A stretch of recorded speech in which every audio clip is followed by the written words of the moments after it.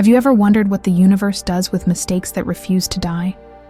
What happens when evolution makes something that shouldn't exist, and it decides to love itself anyway? The year was 3147. The Eidolon Prime station hung over a dying sun, its stabilizers groaning under collapsing gravity. Across 800 star systems, reality itself was unraveling, and at the center of it stood one hybrid, half human, half alien. A genetic paradox the Council had ordered erased. Her name was Kaya Solen, a failed experiment, a survivor of pain so constant it became her language. She wasn't built to save the galaxy, only to prove that coexistence was impossible.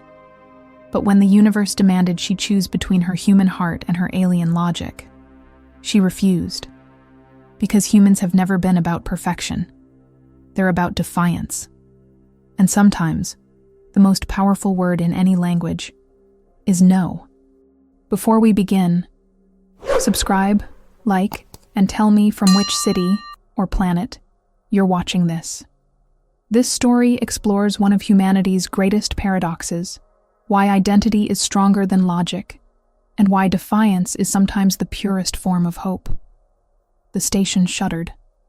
Kaya Solen pressed her translucent blue palm against the bulkhead as gravity flickered, feeling the synchronization core's death throes through the metal. Her human brown eyes reflected the emergency strobes that painted her sardine-speckled skin in alternating crimson and shadow. 27 years of existence, and she had never chosen anything for herself until this moment. Behind her, Corporal Jonah Red checked his rifle with the practiced efficiency of someone who had lost too much to care about odds. His scarred face caught the light, years of cynicism carved into every line. Ahead, Seraph Vek moved with the liquid grace of the Nisar, his pupilless eyes tracking patterns invisible to human perception, his porcelain skin rippling with silent communication. The Galactic Codex entry flashed across a dying monitor nearby. Project Chimera had created 847 hybrids. 3 survived. Cellular rejection rate, 94.7%. Kaya was statistical noise in a failed experiment, and now she was the galaxy's last hope. She touched the wall again, feeling the station's heartbeat sync with her own impossible biology. The synchronization core, humanity's engineers called it a gravitational relay, echo of some ancient Mass Effect technology, maintained stability across 847 star systems. Without it, space would fold in on itself. With her genetic code linked to its quantum structure, she was the only compatible frequency source for reactivation. The corridor behind them erupted in plasma fire. Mornak soldiers, 3 meters of iridescent carapace and cyclopean fury, advanced with the certainty of predators who had cornered their prey. Commander Thexkal's metallic voice rang through the station's failing comms. Genetic contamination detected. Purification protocol active. To them, hybrids were not people. They were biological weapons wrapped in flesh, ticking toward detonation. Jonah fired without looking, the muzzle flash illuminating his grim smile. 17 years since a Mornak bombardment had taken his family. He never forgot. He never forgave. His finger never hesitated on the trigger. Kaya stumbled, pain lancing through her abdomen. Her hybrid biology was rejecting itself again, human cells attacking Nisar proteins in an endless internal war. According to the medical reports, her condition was incompatible with both human and Nisar pharmacology. Chronic pain was her permanent companion, a reminder that she was never meant to exist. Seraph Vek caught her with movements that seemed choreographed, his touch precise and clinical. The Nisar considered physical contact a form of violence, every brush of skin an invasion of personal space. His own exile from Nisar Prime had come after questioning their dogma 3 times. In their culture, doubt was corruption. Emotion was disease. He had been sentenced to perpetual banishment for daring to wonder if perfection required coldness. They reached the observation deck, and Kaya saw it. Eidolon Prime's synchronization core, a massive sphere of light suspended in the station's heart, flickering like a dying star. Through the reinforced glass, She watched gravitational anomalies twist space into impossible geometries. A Nisar science log scrolled across a functional screen. Subject K09 demonstrates paradox, combining Nisar logic with human intuition, resulting in total unpredictability. Solar Command's final transmission crackled through her earpiece. Eidolon Prime. Gravitational collapse in 72 hours. Evacuation impossible. The message was 3 days old. They had less than 12 hours left. Kaya extended her hand toward Seraph Vek, an instinctive human gesture of partnership. He recoiled violently, his body language screaming territoriality. She felt the sting of rejection, another reminder that she belonged nowhere. But then his form vibrated, low-frequency communication that Jonah's translator decoded. Apologies. I did not know that gesture signifies friendship. The simplicity of the misunderstanding almost made her laugh. Almost. She tried to smile, the expression feeling foreign on her face. How do you build trust when you are the living embodiment of everything two species hate about each other? Jonah moved to the access terminal, fingers dancing across keys with the muscle memory of someone who had bypassed more security systems than he cared to count. The historical records appeared unbidden. Nisar human war. 2.3 billion casualties across both sides. 12 failed ceasefires, each collapse marked by fresh atrocities. The peace had come not from understanding, but from exhaustion. Both civilizations were too tired to keep killing. And then, they had tried to bridge the gap through genetics, splicing DNA in orbital laboratories, hoping to create beings who could understand both worlds. The Durrell whispered that such unions were transcendence. Their religious texts, displayed on a memorial plaque near the core access, proclaimed that evolution required sacrifice of the inferior half. Choose purity, they said. Embrace ascension. But which half was inferior? The human rage that kept her fighting? Or the Nisar logic that kept her alive? Kaya pressed her palm against the scanner. Alarms shrieked. The core recognized her genetic signature, a frequency that matched no other living being in the galaxy. The interface projected a choice, binary and absolute. Synchronized by sacrificing either her human DNA or her Nisar genetic structure. Stability required singularity. Duality was chaos. Her reflection in the glass showed two faces superimposed, neither whole, both screaming to survive. Behind her, Jonah checked his ammunition. Beside her, Seraph Vek's body language radiated what she had learned to recognize as uncertainty. Ahead, the core pulsed with a rhythm that matched her heartbeat. The station groaned. Metal screamed. Gravity inverted for 3 seconds, and Kaya's stomach lurched as she grabbed a support beam. When orientation returned, Seraph Vek stood closer, his posture protective despite his species' aversion to proximity. Jonah's voice cut through the chaos, flat and sardonic. You know, kid, there's an old Earth saying about no-win scenarios. He glanced at the terminal. Ilium protocol says when you face impossible choices, you flip the board and make your own rules. Kaya looked at him. This broken man who used humor as armor against grief. She looked at Seraph Vek, this exile who craved emotion but could not name it. She looked at her own impossible reflection. The choice should have been simple. Humanity or Nisar. Logic or emotion. Survival or extinction. But she was neither. She was both. She was the question the galaxy had been too afraid to ask. The core's countdown reached critical. Thaxkal's Mornak forces breached the outer door. Seraph Vek moved to intercept, his elegant form coiling for combat, despite knowing his species was built for calculation, not confrontation. Jonah stood shoulder to shoulder with him, human and Nisar, an alliance that should not exist. And Kaya understood something the galaxy had forgotten. Perfection was not the elimination of flaws. Perfection was making all the broken pieces dance together. She placed both hands on the interface. The core recognized her frequency. The choice prompt blinked, demanding an answer. Human or Nisar? Life or death? What did it mean to exist if you had to kill half of yourself to save everyone else? The station lurched again. Time was running out. The galaxy was collapsing. And somewhere deep in Kaya's dual biology, two voices whispered the same word in different languages. Choose. Kaya pulled her hands back from the interface, the choice deferred but not forgotten. The core's demand pulsed in her mind like a second heartbeat, insistent and patient. Behind her, plasma fire painted the corridor in shades of violence as Jonah and Seraph Vec held the breach. She could hear Thixkal's forces advancing with mechanical precision, each step calculated to minimize casualties while maximizing contamination elimination. They retreated to the station's habitation ring, a curved section designed for long-term residency that now served as a temporary sanctuary. The artificial gravity here was stable, anchored by emergency capacitors that hummed with borrowed time.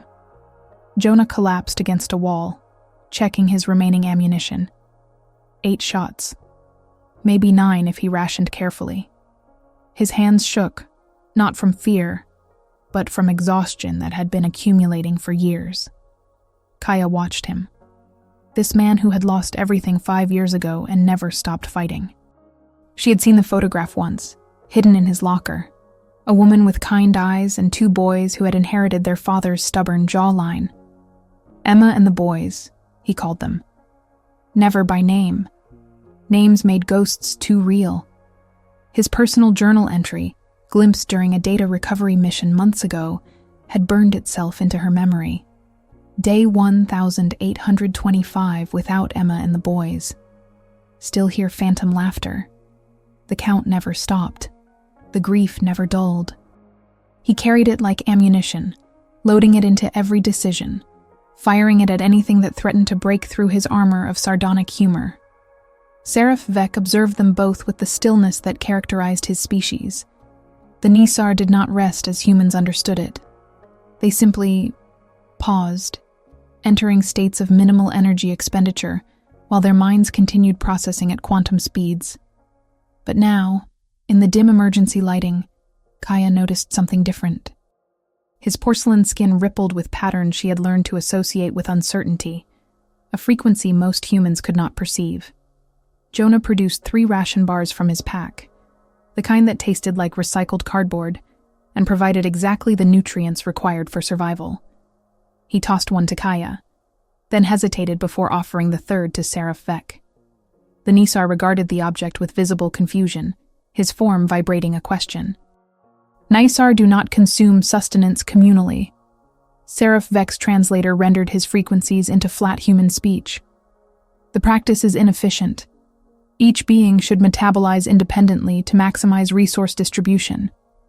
Jonah shrugged, the gesture casual but his eyes sharp. Yeah, well, humans do this when they don't want to feel alone.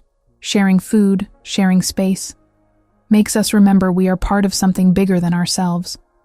Seraph Vec accepted the ration bar with movements that suggested he was handling an explosive. He attempted to open it, his elegant fingers designed for precise manipulation, struggling with human packaging. Kaya almost laughed at the absurdity. Here was a being whose species had mastered gravitational manipulation, stymied by a plastic wrapper. Solitude is undesirable? Seraph Vec asked, his tone carrying genuine curiosity. This is a concept I struggle to process. Nisar exist in collective consciousness networks. Individual isolation is our natural state between synchronization periods. Yet you speak of it as suffering. Kaya found her voice, surprising herself. Loneliness is not the same as being alone. You can be surrounded by millions and still feel like you are the only person in the universe who is real. She touched her own skin, the blue translucence that marked her as other. I spent my entire childhood in a laboratory, surrounded by scientists who saw me as data. Test subject K09, not Kaya, not a person, just a variable in their failed equation. The medical report had been clinical in its assessment. Hybrid biology incompatible with standard pharmacological intervention. Subject experiences chronic pain resulting from autoimmune rejection of dual genetic structure. Prognosis: manage discomfort until inevitable systemic failure. They had given her an expiration date before she learned to walk. Jonah chewed his ration bar slowly, his scarred face thoughtful. You want to know the worst part about losing people? He did not wait for an answer. It is not the grief. Grief is honest. The worst part is the guilt of surviving. Every morning I wake up and think, why me? Why am I still breathing when they are not? He met Kaya's eyes. You carry that too, kid. Survivor guilt. 844 hybrids died so you could exist. That weight never goes away. Kaya felt something crack inside her chest, a dam she had built from denial and necessity. She had never let herself think about the others, the siblings she never knew who had died screaming as their biology tore itself apart. She was not special. She was just lucky. And luck felt obscene when purchased with so much death. Seraph Vek's body language shifted, his porcelain skin reflecting patterns of what might have been distress. I was exiled for questioning our most sacred principle, he said, his translated voice carrying undertones the machine could not fully render. I asked why perfection required the absence of variation, why unity demanded uniformity. My superiors classified this inquiry as emotional corruption. 3 questions. That was sufficient evidence for perpetual banishment. The archive entry about his exile had been sparse. Accusation of emotional contamination. Evidence, question dogma 3 times. Sentence, perpetual exile from Nisar Collective. But the dry facts had not captured what Kaya saw now, a being who craved connection, but had been programmed to fear it. I watch humans, Seraph Vek continued, and I feel something my species has no language for. Envy, perhaps. You are illogical, inefficient, driven by chemistry rather than calculation. Yet you create art. You form bonds that transcend biological necessity. You choose to suffer for others who share no genetic material. His form shuddered. I want to understand this, but understanding requires emotion. And emotion was engineered out of my people 10,000 years ago. Silence settled over them, heavy with shared pain. 3 beings who did not fit anywhere, huddled in a dying station while the galaxy collapsed around them. The absurdity should have been crushing. Instead, Kaya felt something unexpected, a fragile thread of connection, thin as spider silk, but impossibly strong. She began to hum, unconsciously at first, a melody from fabricated childhood memories implanted during her conditioning. Human lullabies designed to soothe test subjects between procedures. The tune was simple, repetitive, probably composed by some algorithm optimizing for neural response patterns. Seraph Vek froze completely, his entire being focused on the sound. What is this vibration? His translated voice carried wonder. It makes my cellular structure resonate. The sensation is neither pleasant nor unpleasant, but it demands attention in ways I cannot categorize. Jonah leaned back, a ghost of a smile touching his lips. That is music, Seraph. Humans use it to process emotions too big for words. Makes us feel things we cannot explain. I feel something, Seraph Vek admitted, his form rippling with unprecedented patterns. I do not know how to name it. The sensation is uncomfortable, but also... He paused, searching for language his species had abandoned. Beautiful. A drop of clear liquid formed at the edge of one of his pupilless eyes, catching the emergency light like a tiny star. The station's automated monitoring system registered the event immediately. First documented instance of lacrimal response in Nisar biology. Medical impossibility confirmed. The data would have been revolutionary if anyone was left alive to care about research. Kaya felt tears on her own face, a hybrid mixture of human salt and Nisar proteins that burned different colors as they fell. She was not sure if she was crying from pain, grief, or something dangerously close to hope. The moment shattered as alarms screamed. Thexkal's voice echoed through the station's failing infrastructure. Hybrid abomination detected. Galactic Law 7749 mandates immediate sterilization. Class A species hybridization carries mandatory euthanasia penalty. This was not cruelty. This was protocol. The Mornak were following their law, protecting their people from what they genuinely believed was an existential threat. Historical precedent supported their fear. The last attempt at cross-species genetic fusion, Project Babel, had resulted in complete mental collapse in 100% of subjects within 48 hours. The data was unambiguous. Hybrids were bombs wrapped in flesh, their biology incompatible with sustained consciousness. Except Kaya had survived 27 years. She was the anomaly that should not exist, the variable that broke every equation. Jonah stood, checking his rifle with grim efficiency. Time to move, people. We have got maybe an hour before they breach this section. He looked at Kaya, and for a moment, the cynicism dropped. You are not a coward for being scared, kid. You would be a coward for not choosing to live. And you are still here, still fighting. That counts for something. But was she fighting, or just postponing the inevitable? The core demanded a choice. Kill her humanity, or kill her Nisar heritage. Either way, she had to murder half of herself to save everyone else. Which half defined who she was? The rage that kept her alive, or the logic that kept her sane? She looked at Jonah, who survived on spite and sarcasm. She looked at Seraph Vec, who had just experienced his first tear. She looked at her own impossible reflection in the viewport, two faces overlapping like a glitch in reality. Maybe the galaxy was asking the wrong question. Maybe existence was not about choosing sides, but about making all the broken pieces sing the same song. The station lurched. Time was accelerating toward a singularity she could not avoid. And somewhere in the darkness between stars, the core waited for her answer. The Mornak breached the habitation ring 6 minutes later. Kaya heard them before she saw them. The rhythmic percussion of carapace against metal, the electronic scraping of targeting systems calibrating for maximum efficiency. Thexcal led the formation, 3 meters of iridescent armor and singular purpose. His cyclopean eye fixed on Kaya with the detachment of a surgeon preparing to excise a tumor. Genetic anomaly K09.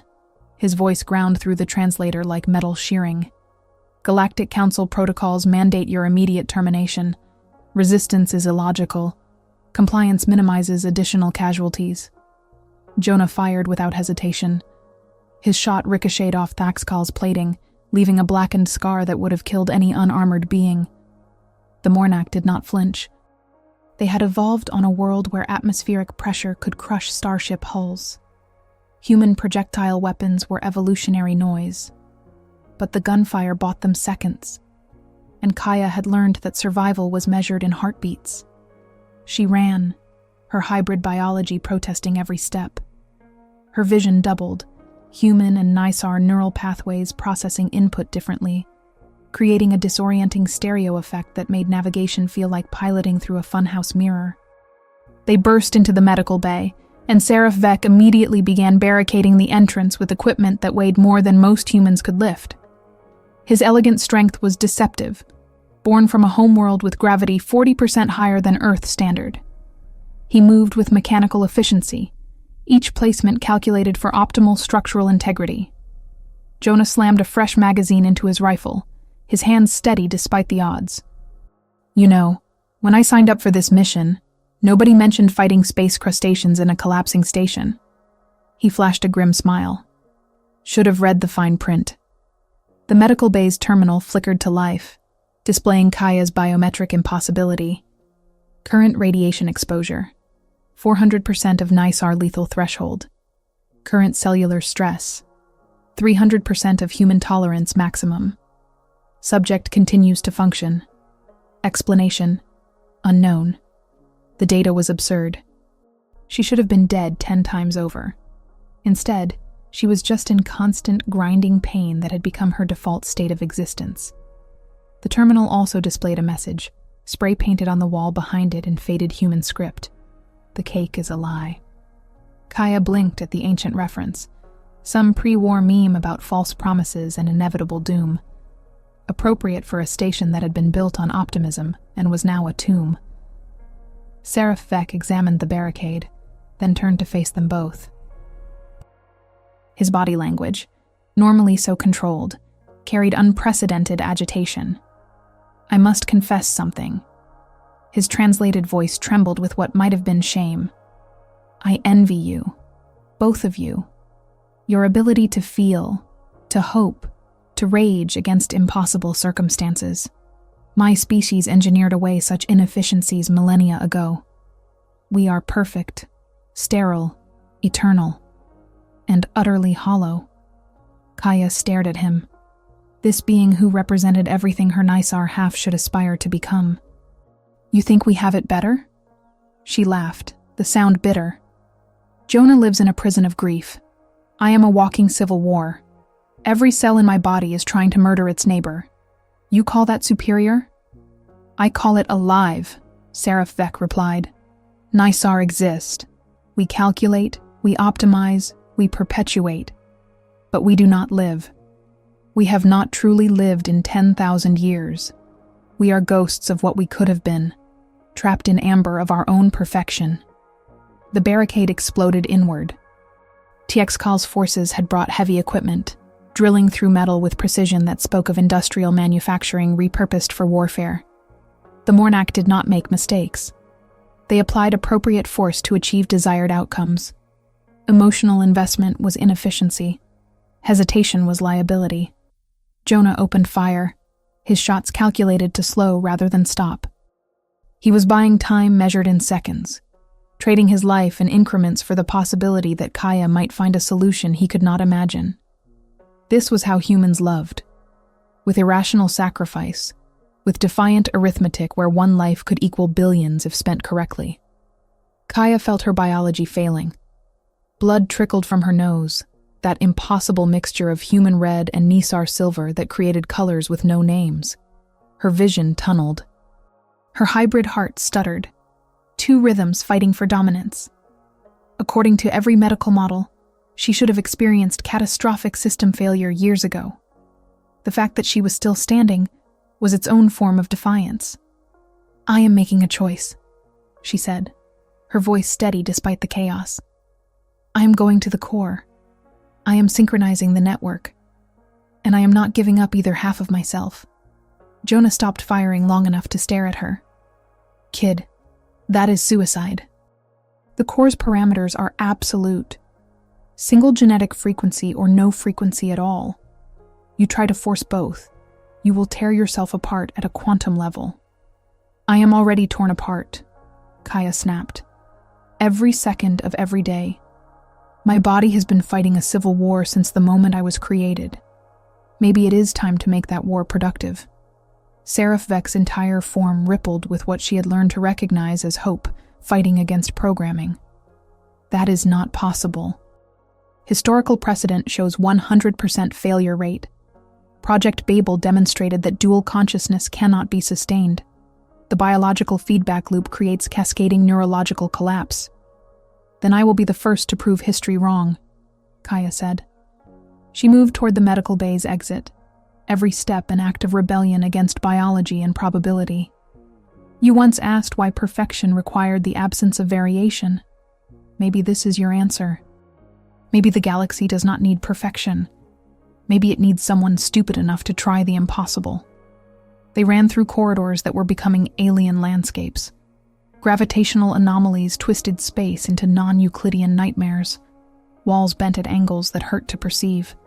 Time dilated in pockets, making motion feel like swimming through crystallized duration. The station was coming apart, not with violence, but with mathematical precision. Each structural failure calculated by physics that no longer cared about organic preference. Behind them, Thaxkal's voice echoed with certainty that might have been respect. "You cannot stop inevitability, hybrid. The Mornak will preserve galactic stability through your termination. This is not hatred. This is necessity." And the terrible thing was, Kaya understood him. From his perspective, from his data, from his civilization's historical trauma with biological contamination, he was right. Hybrids were dangerous. Her existence was statistical aberration. The rational choice was elimination. But humanity had never been particularly rational. They reached the core chamber as the countdown hit its final hour.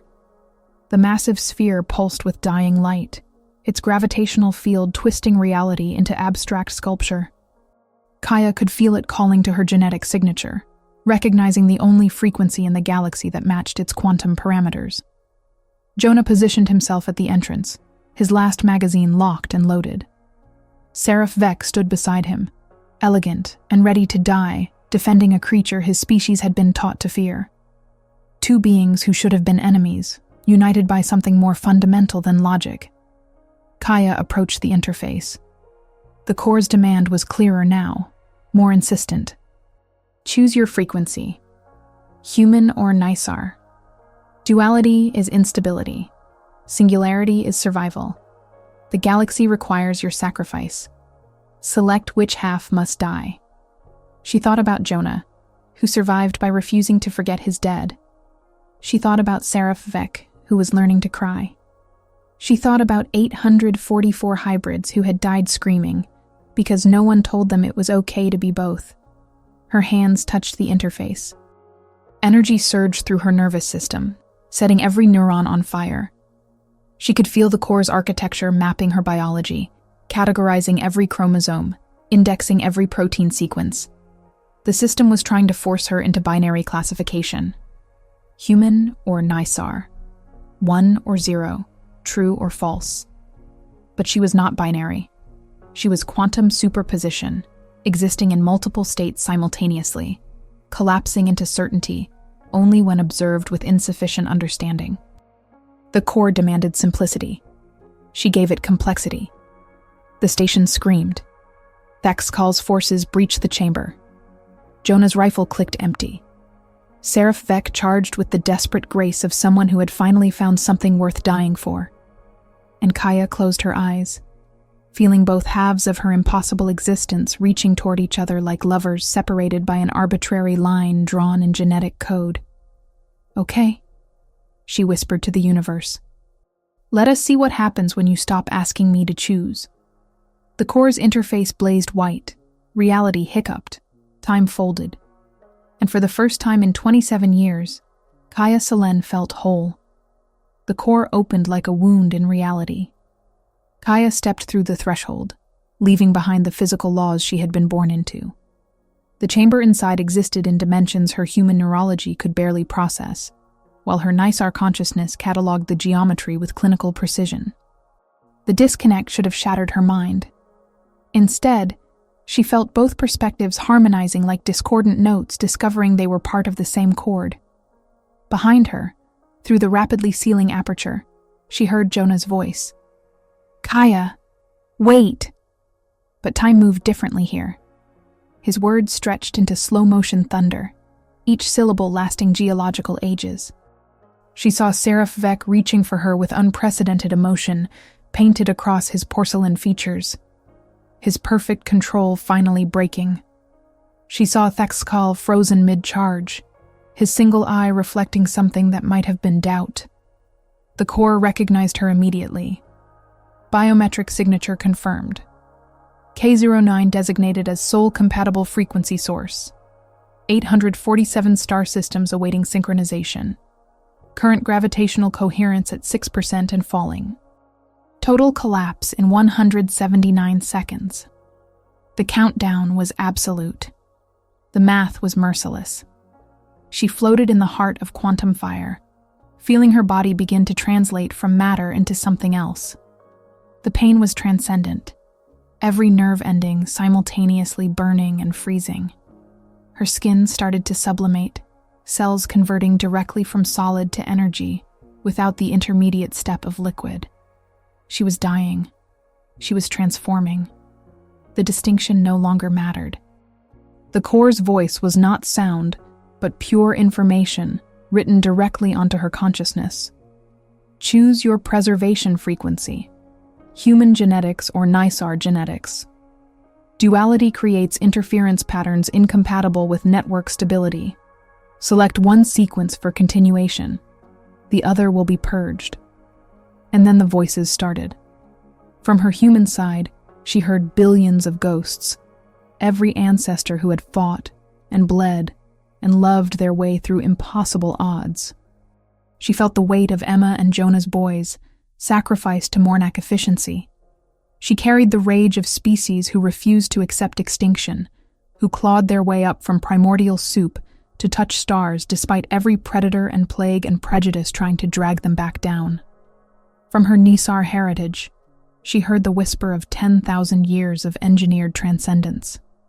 Pure logic crystallized into genetic perfection. The calm certainty of beings who had conquered emotion and found only hollowness waiting on the other side. The loneliness of existence without connection, perfection without purpose. Both sides screamed for survival. Both begged her not to murder them. The human voice shouted, "Choose me. I am the fighter, the survivor, the one who refuses to quit even when logic says it is over. Without me, you are just another cold calculator in a cold universe." The Nisar voice whispered, "Choose me. I am the reason you have survived this long. Logic is not the absence of meaning, but its purest form. Without me, you are just another brief candle burning out in cosmic darkness." Kaya felt her body tearing itself apart at the molecular level. Her DNA was unwinding, each helix separating into component threads that the core could individually analyze and categorize. Human chromosome here, Nisar sequence there. The sorting was surgical, precise, absolutely fatal. 140 seconds remaining until total gravitational collapse. 847 star systems beginning cascade failure. Current probability of successful synchronization, 0.003%. The data scrolled across her fragmenting consciousness, like a eulogy written in mathematics. Outside the core, she could sense the galactic audience. Every species with quantum communication technology was watching this moment. The transmission systems registered observation from 847 different star systems, all focused on one impossible hybrid, trying to do what physics said could not be done. She was the most watched being in the galaxy, and she was dying in front of everyone. Through the quantum static, she heard Thaxcal's transmission. "She is going to fail. This validates our assessment. Hybrids are biological impossibilities that nature rejects." But for the first time since she had met him, his metallic voice carried something other than certainty. It carried the tremor of someone who wanted to be proven wrong. She heard Seraph Vek's desperate vibration, translated into human words by systems never designed to convey this much emotion. "Kaya, please.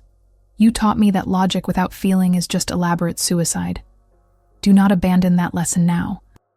If you must choose, choose to live. Either half is worth saving." She heard Jonah, his voice breaking through tactical discipline into raw grief. "Kid, you are the bravest person I have ever known. Braver than any soldier I flew with. You do not have to be both. You just have to be you, whatever that means." But what did it mean to be herself? Was she the human rage or the Nisar calm? The fighter or the calculator? The emotion or the logic? 90 seconds remaining. The core's demand grew more insistent. Choose now or cease to exist. The galaxy requires stability. Your duality is chaos. Accept singularity or embrace annihilation. Kaya floated in quantum fire, feeling her body evaporate into constituent particles. Her hair had already sublimated. Her skin was translucent light. Her bones were singing fractal harmonics. She was becoming a ghost of her own impossible existence. And then she realized the galaxy was asking the wrong question. Not human or Nisar, not either or, not choice A or choice B. The answer was yes. She stopped fighting the pain. She stopped trying to control the transformation. She let both frequencies resonate simultaneously, creating interference patterns that should have been destructive, but instead harmonized into something the core had never encountered. Intentional, directed chaos. Her scream split into two frequencies, human and Nisar, both languages expressing the same defiance. "No, I will not choose. I am both. I have always been both." And if the universe cannot handle that, then maybe the universe needs to evolve. The core stuttered. For the first time in its quantum existence, it encountered a variable outside its programming parameters.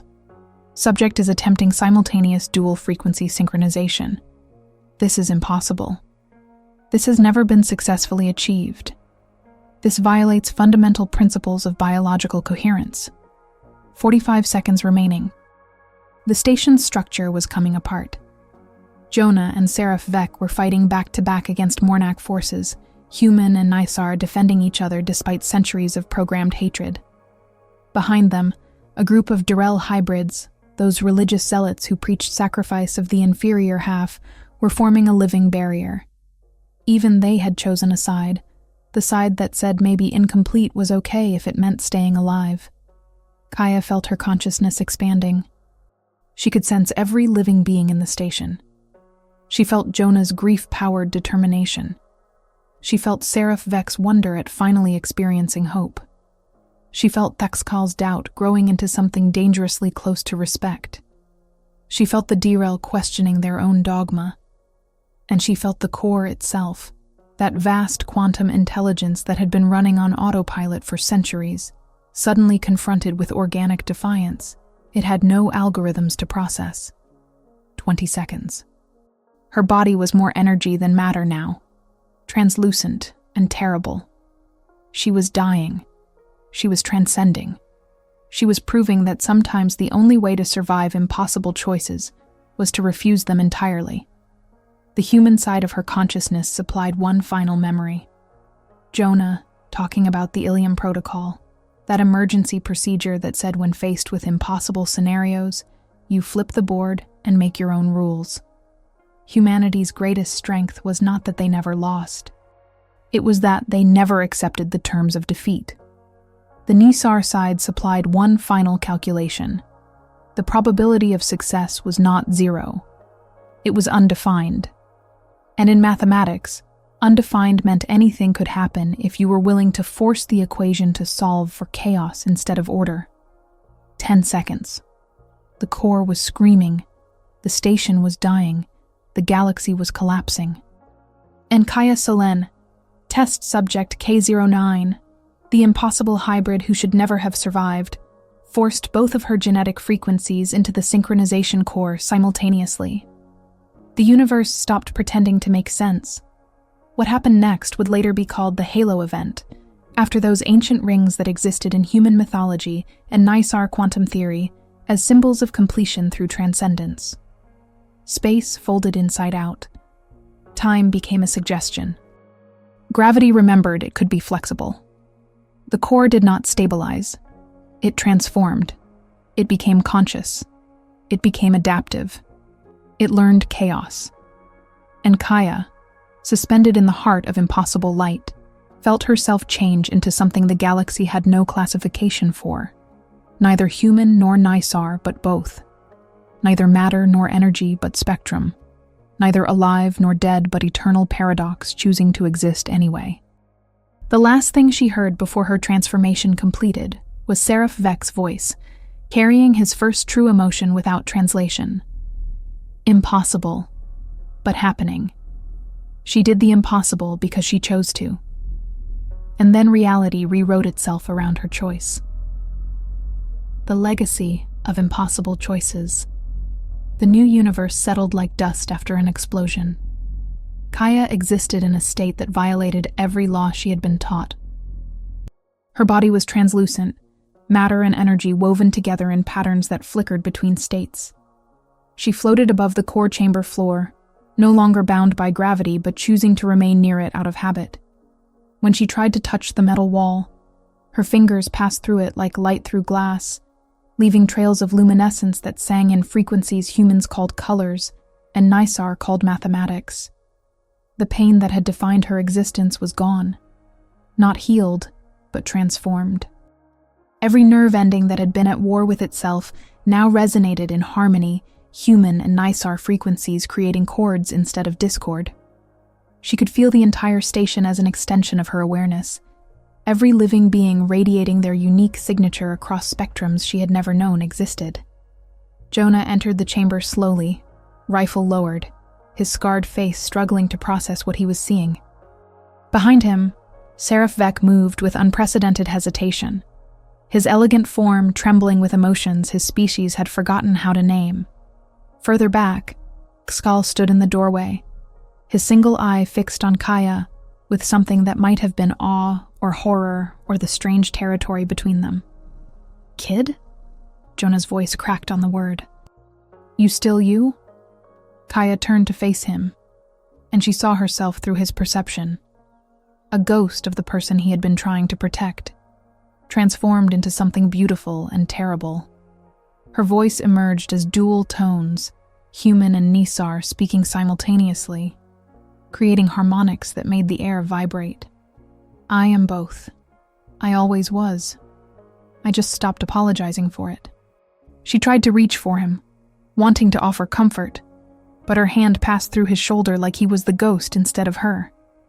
The touch left no physical sensation, but carried emotional resonance that made Jonah gasp.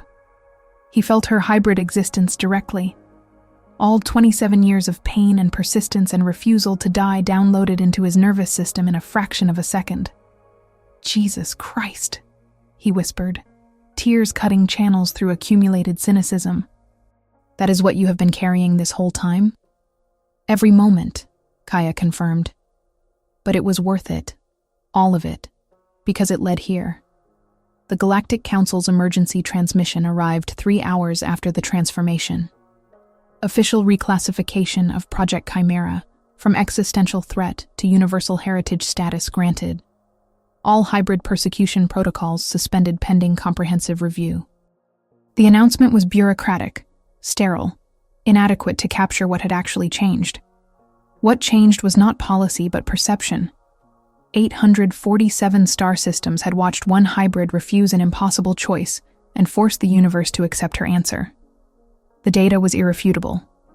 Kaya Salin, test subject K09, had synchronized the synchronization core using dual genetic frequencies simultaneously.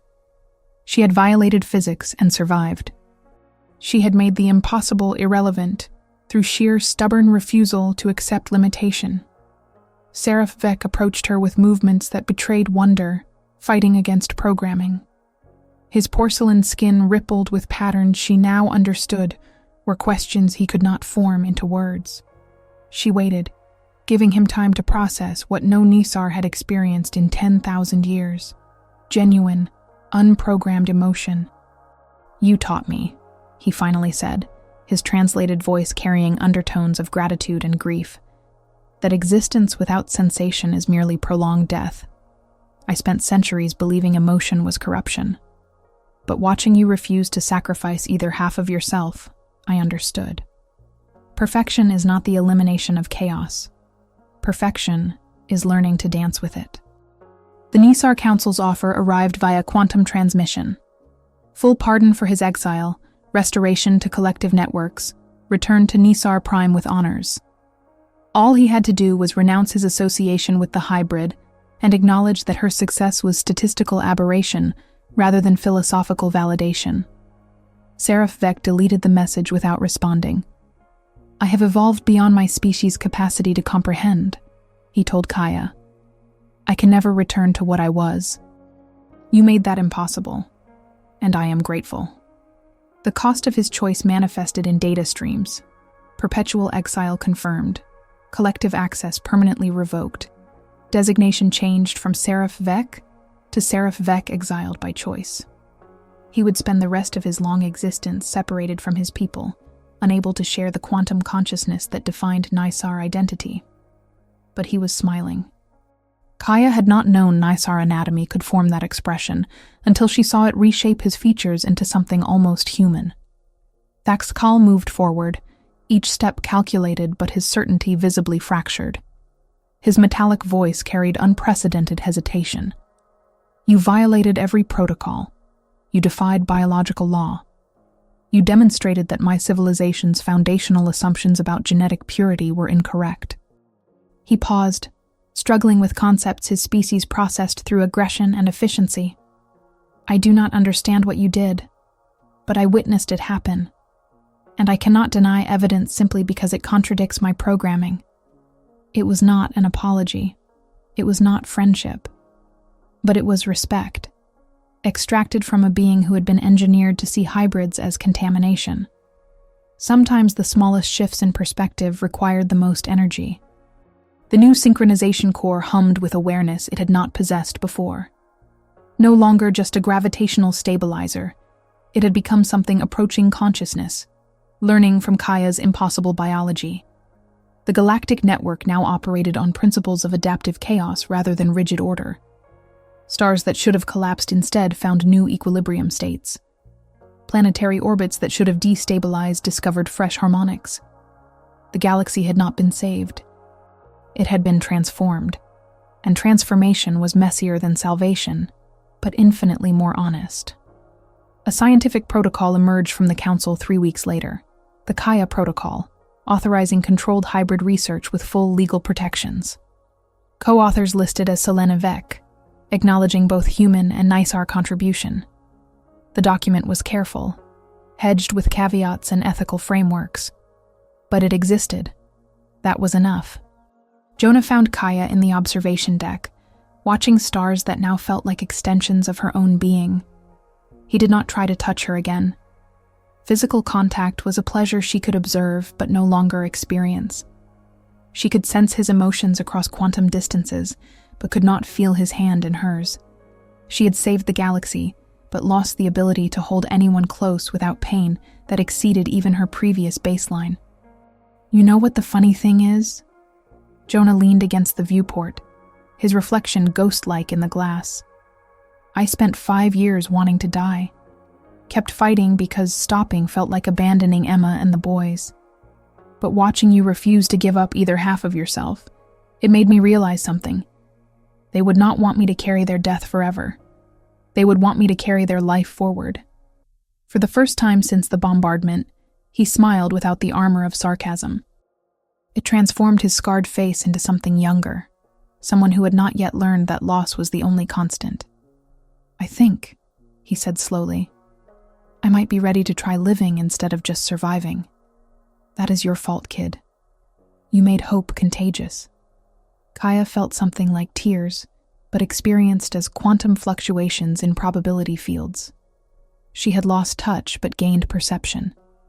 She had sacrificed physicality, but preserved existence. The trade was not equal, but it was honest. 500 years later, historians would compile the official record. The day of choice, they called it, when a hybrid proved that binary thinking was humanity's greatest limitation, and diversity, its ultimate strength. Archives preserved Jonah's testimony, Seraph Vec's analysis, even the Rexcal's reluctant acknowledgement. But the actual lesson remained elusive, resisting translation into neat categories. The truth was simpler and stranger. One person refused to be diminished by impossible choices, and in that refusal, changed what the universe considered possible. Kaya existed now as living paradox, neither fully present nor entirely absent, teaching through example that perfection was not about eliminating contradiction, but learning to make all the broken pieces sing together. She moved through galactic civilization like a benevolent ghost, her dual nature visible proof that the question was never which side to choose, but how to honor both. The Nisar began experimenting with emotion. The Mornak questioned their purity protocols. The Durrell abandoned their religion of sacrificial transcendence. Not immediately, not completely, but enough. Seeds planted in quantum soil, waiting for time's patient cultivation. And somewhere in the network she had become part of, Kaya Selene carried one final secret. She still felt incomplete. Not because she was missing pieces, but because incompleteness was the natural state of anything still growing. She was not whole. She was becoming. And becoming was more honest than being would ever be. She thought about her 844 siblings who died so she could exist. She thought about Jonah's family, ghosts that taught him survival through grief. She thought about Seraph Vec's exile, purchased with the currency of questions. She thought about every being who refused to accept that limitation was destiny. In her final message to the galaxy, transmitted across quantum networks to every civilization capable of receiving it. She spoke in harmonized frequencies that every species heard in their own language. Humanity is not perfect. Neither is any other species. We are all incomplete, all evolving, all carrying contradictions we cannot resolve. But imperfection is not weakness. Imperfection is the engine of adaptation. We do not survive because we are strong. We survive because we refuse to let the universe tell us what we are allowed to be. And that refusal, that beautiful, stubborn defiance of limitation, is the only perfection worth achieving. The message echoed across 847 star systems. Some dismissed it as philosophical noise. Others enshrined it as revelation. Most simply heard it and felt something shift in their understanding, subtle as quantum fluctuation, permanent as gravitational constant. Kaya Selene, the girl who should never have existed, had given the galaxy permission to be broken. And in that permission, she had made everyone a little more whole.